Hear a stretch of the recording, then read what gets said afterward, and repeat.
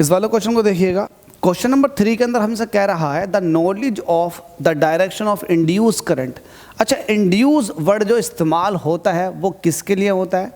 आपको पता है, अगर आपके पास एक करंट कैरिंग कंडक्टर है या फिर लूप है और उसके बराबर में कोई दूसरा लूप रख दो और पहले लूप के अंदर करंट चेंज हो तो दूसरे वाले लूप के अंदर मैग्नेटिक फ्लक्स लिंक होना शुरू कर देता है, जिसकी वजह से उसके अंदर भी एक करंट आनी शुरू कर देती है, जिसको आप इंड्यूस करंट कहते हो।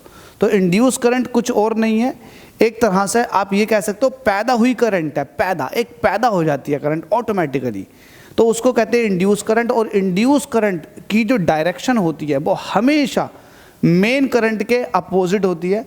अगर मान लूँ कि आपके पास एक लूप है, इसके अंदर करंट आपने खुद फ्लो कराई है कुछ इस तरीके से, ये करंट फ्लो कराई है, और आपके पास में एक लूप और है और यहाँ पर आपने गैल्वेनोमीटर लगा दिया, तो इसके अंदर अगर करंट ऐसे फ्लो कराई है तो इंड्यूस करंट जो होगी जस्ट अपोजिट होगी, मतलब कुछ इस तरीके से।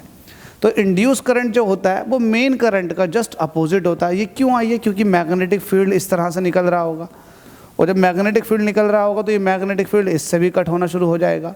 तो चेंजिंग मैग्नेटिक फील्ड जो है एक ईएमएफ प्रोड्यूस कर देता है, क्योंकि ईएमएफ का फॉर्मूला आपने देखा होगा -d∅/dt। तो यहाँ पर जो माइनस साइन है वो ये इंडिकेट कर रहा है कि induce EMF, although induce current जो होती है वो मेन करंट का जस्ट अपोजिट होती है। और ये अपोजिट का मतलब ये है कि ये उस चीज़ का अपोज करती है जिससे वो खुद पैदा होती है। तो इससे पैदा हुई है, इसी का ही अपोज करेगी, एक तरह से एडी करंट भी इसको कह सकते हैं। तो थैंक यू सो मच। इसका जो आंसर हो जाएगा वो हो जाएगा लेंज लॉ, क्योंकि इन्होंने ही बताया था इंड्यूस करंट के बारे में। थैंक यू सो मच, उम्मीद करता हूँ समझ में आ गया होगा।